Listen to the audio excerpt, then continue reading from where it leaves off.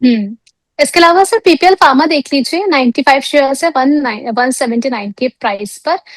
और ऐड करना चाहिए करंट लेवल से इन्हें। जी जी, बहुत अच्छा मोमेंटम है। हाँ, धीरे धीरे एकोमोडेट किया जा सकता है। मुझे लगता है 240 260 तक का मूव इसमें एक्सपेक्टेड है। 3 से 4 महीने के व्यू पॉइंट से अगर देखेंगे तो 20% के करीब होता है। तो मेरे हिसाब से इसमें आराम से बने रह सकते हैं, कोई दिक्कत है नहीं। और स्टॉप लॉस जरूर मेंटेन कर लें 197 195 के करीब का। ठीक है। इसके अलावा सर एक और स्टॉक है, मॉलटेक पैक देख लीजिए।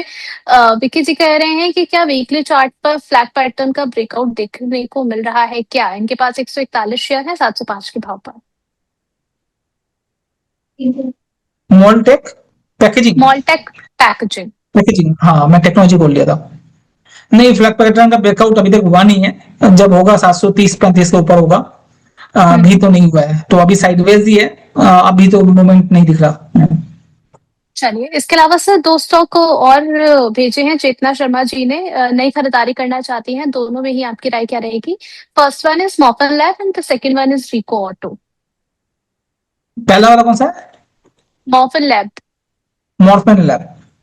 मॉर्फन लैब अभी चल रहा है 75 के प्राइस पर। इसमें जी। 9% की अपसाइड देखने को मिल रही है सर। रिको ऑटो पर भी आपकी राय जानना चाहें। रिकॉर्ड तो काफी अच्छा लग रहा है मुझे। पसंद नहीं है स्टॉक, क्योंकि जब भी मैं लेता हूँ स्टॉप लॉस लग जाता है। तो अलग बात है। तो साइडवेज रहता है ये क्योंकि ऑटो सेक्टर जबरदस्त चल रहा है। ऑटो में टू व्हीलर बहुत जबरदस्त चल रहा है। और टू व्हीलर में अगर हीरो मोटोकॉर्प की बात कर रहे हो, तो रिकॉर्ड उनके सप्लायर है। फंडामेंटली काफी स्ट्रॉन्ग कंपनी है, टेक्निकली भी ब्रेकआउट है। पर क्या पता मेरे साथ कोई दुश्मनी है, जो अभी किसी एक दर्शक ने बोल भी रहा था जो हम लेते हैं टूट जाता है। तो वही वाला स्टॉक मेरे लिए यही है। जब भी हम लेते हैं या अपने क्लाइंट को भी देते हैं तो स्टॉक लॉस ज्यादातर लग ही जाता है, इसलिए देते नहीं स्टॉक को, दूर रहते हैं। बट ये स्टॉक अच्छा लग रहा है, अपने लाइफ टाइम हाई को क्रॉस भी कर रहा है। जितना, हाँ, लाइफ टाइम हाई को क्रॉस कर रहा है बहुत जल्दी।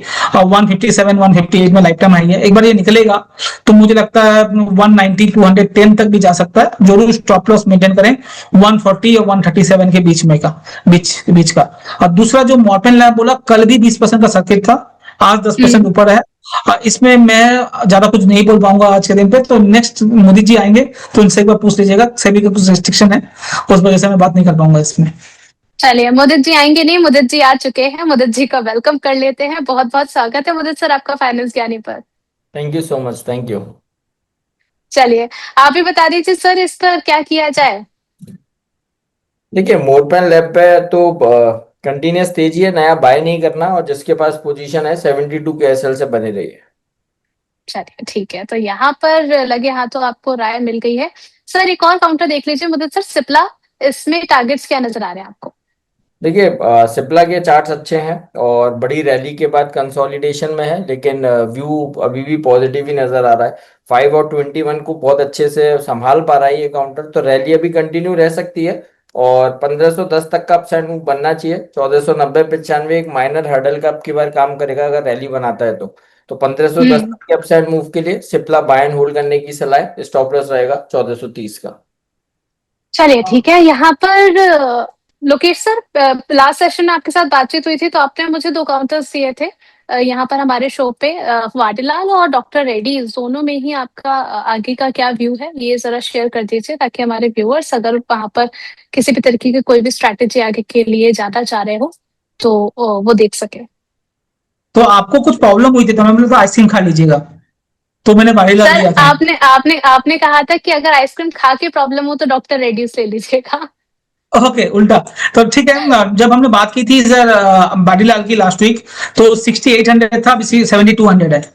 तो ऑलरेडी 400 पॉइंट चल चुका है। इसमें तो अगर किसी के पास है तो होल्ड करें, कोई दिक्कत नहीं है। थोड़ा बहुत करेक्शन है ऊपर के लेवल से, बट मुझे लगता है ये स्टॉक अच्छा कर सकता है। अभी के लिए 73 से लेकर 75 का 100 का टारगेट आप ले सकते हैं इसमें।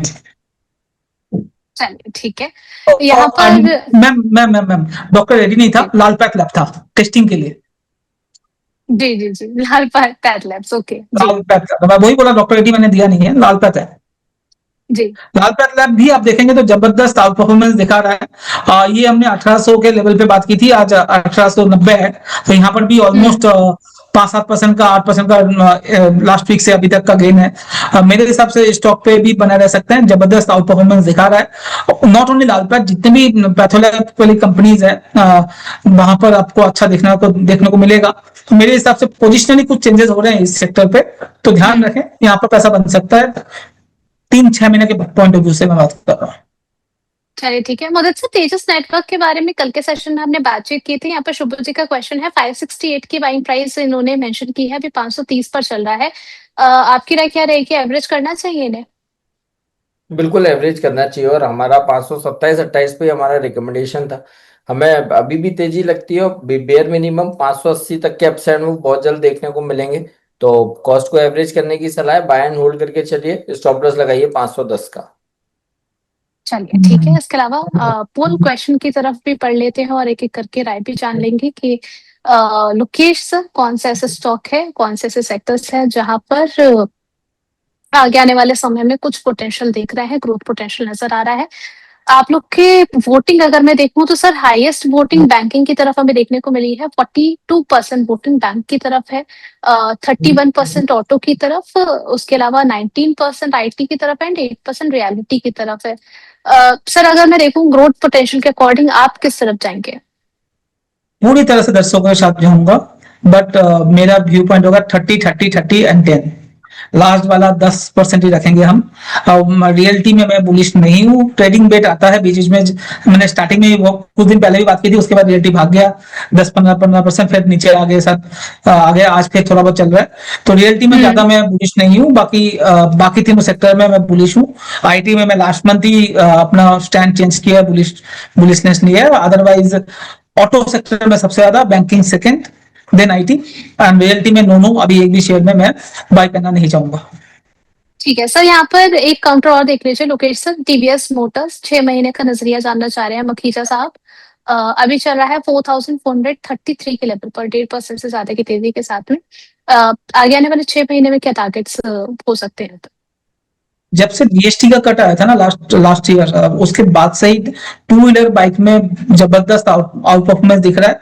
और टीवीएस में स्पेशली, क्योंकि टीवीएस का अब नंबर 1 प्लेयर है ईवी सेक्टर में, और आपने दिल्ली में देखा है जो ईवी के ऊपर फोकस्ड है, और आने वाले 3-4 साल में आप देखोगे बाइक सारे खत्म हो जाएंगे पेट्रोल वाले, और आपको ईवी वाले बाइक ही दिखेंगे, जिस तरह से गवर्नमेंट का फोकस है, और ऑल इंडिया बेसिस पे ये होना है। तो टीवीएस उसका one of the number 1 player है, तो उसको तो बेनिफिट मिलना ही मिलना है, पूरा बाइक चेंजेस हो रहे हैं, और क्योंकि कॉस्ट भी इफेक्टिव हो रहा है, और तो मेरे हिसाब से टीवीएस पे नजर रखनी चाहिए, क्योंकि अभी बहुत ज्यादा चल चुका है पिछले 10-15 दिन में। तो कूद के ना लें, थोड़ा बहुत अगर करेक्शन मिलता है तो अपॉर्चुनिटी ढूंढ सकते हैं, अभी कूद के लेने की जरूरत नहीं है, but need to long term अच्छा लग रहा है। चलिए ठीक है, जल्दबाजी नहीं दिखानी है यहाँ पर। मदन सर, यहाँ पर फ्रेश बाइंग के लिए कुछ शेयर्स दिए हैं अथर्व जी ने, आप बता दीजिए इनमें से कौन से खरीदारी कर सकते हैं? आधार हाउसिंग फाइनेंस है, जीई शिपिंग है, आरती इंडस्ट्रीज है, आप किस तरफ जाएंगे? मैं आरती इंडस्ट्रीज की तरफ जाऊंगा, चार्ट्स बहुत अच्छे हैं, और आई थिंक सुबह भी बात करी थी। तो ओवरऑल स्ट्रक्चर वाइज काफी पॉजिटिव है। वीकली चार्ट्स पे एक ट्रायंगल पैटर्न इस काउंटर में बन रहा है, ब्रेकआउट हालांकि नहीं है लेकिन सपोर्ट के पास है, तो रिस्क रिवॉर्ड रेशियो बहुत फेवरेबल नजर आता है, और इन लेवल्स पे खरीदारी का मौका है। 521 सारे इंपॉर्टेंट मूविंग एवरेजेस सस्टेन किए हुए हैं, और उसके अलावा 200 एमआ के ऊपर बिल्कुल चल रहा है। और दूसरा केमिकल और फार्मा, ये इस समय थोड़ा सा लाइमलाइट में है, और ये कंपनी उसी में डील करती है, तो हमें ऐसा लगता है कि खरीदारी का मौका बनना चाहिए। 530 तक के अपसाइड मूव आरती इंडस्ट्रीज में नजर आते हैं, बाय एंड होल्ड करके चलिए, स्टॉप लॉस रहेगा 465 का। चलिए ठीक है, आरती इंडस्ट्री सर को पसंद आ रहा है। लोकेशन श्री लोटस डेवलपर्स देख लीजिए, यहाँ पर रेणु जी का क्वेश्चन है, इसमें आगे क्या टारगेट्स हो सकते हैं? अभी 193 पर चल रहा है, 0.28% की डाउनसाइड के साथ। श्री लोटस,